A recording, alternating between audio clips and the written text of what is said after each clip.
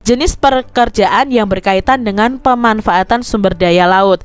Misalnya ada nelayan, ada pertambangan minyak lepas pantai, ada petani garam ya.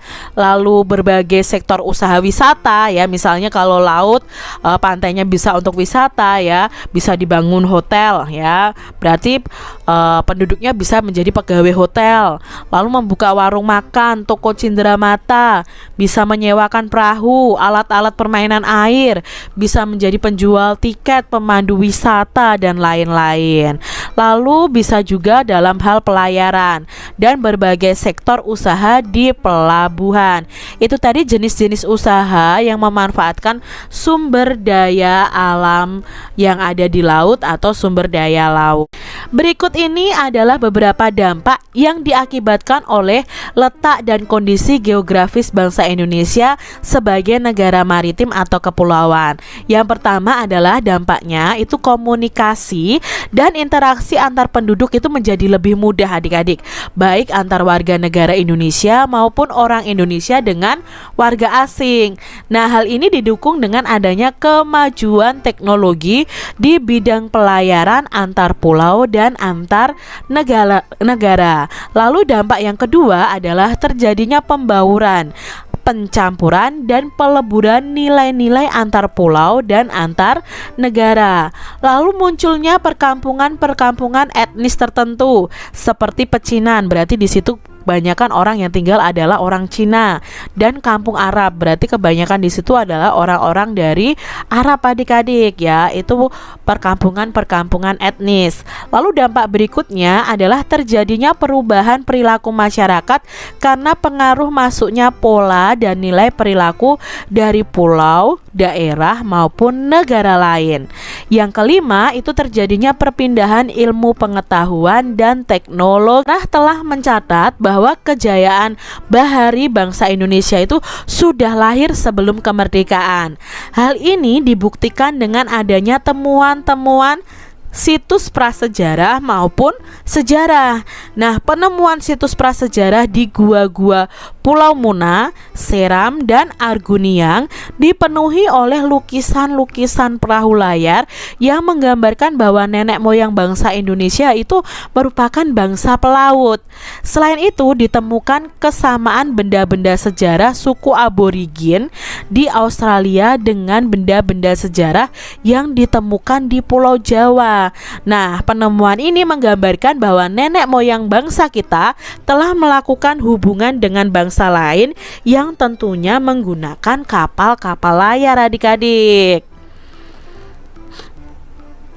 Kerajaan Sriwijaya bahkan memiliki armada laut yang besar dan kuat. Nah, armada laut Sriwijaya ini mampu menguasai jalur perdagangan dan memungut cukai atas penggunaan laut. Pengaruh Sriwijaya ini meliputi Asia Tenggara. Ya, Kerajaan Sriwijaya ini ada di Indonesia. Hal ini dibuktikan dengan catatan sejarah bahwa terdapat hubungan erat dengan Kerajaan Champa yang terletak di antara Kamboja dan Laos. Nah, Kerajaan Mataram kuno di Jawa Tengah itu mampu membangun Candi Borobudur. Adik-adik tahu ya Candi Borobudur. Nah, pada candi tersebut terdapat relief berupa gambar perahu layar dengan tiang-tiang layar yang kukuh dan menggunakan layar segi empat yang lebar adik-adik.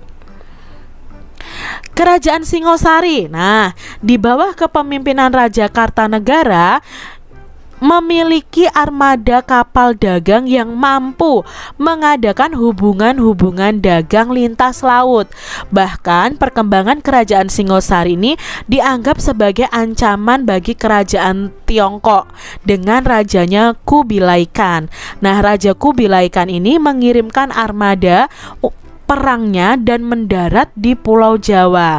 Nah, pada masa itulah Raden Wijaya mendirikan Kerajaan Majapahit. Nah, Kerajaan Majapahit ini kemudian berkembang menjadi kerajaan maritim yang besar. Kerajaan Majapahit menjadi memiliki pengaruh dan kekuasaan yang luas meliputi wilayah Nusantara. Dulu namanya belum Indonesia adik-adik ya.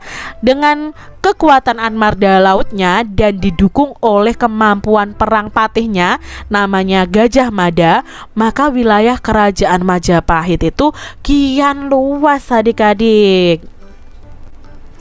Dengan bukti-bukti sejarah inilah tidak bisa dielakkan lagi bahwa kejayaan bahari bangsa Indonesia telah ada sejak zaman dahulu. Namun dalam perjalanannya, kejayaan bahari ini mengalami keredupan seiring terjadinya penjajahan Belanda dengan praktik kebaharian kolonialnya.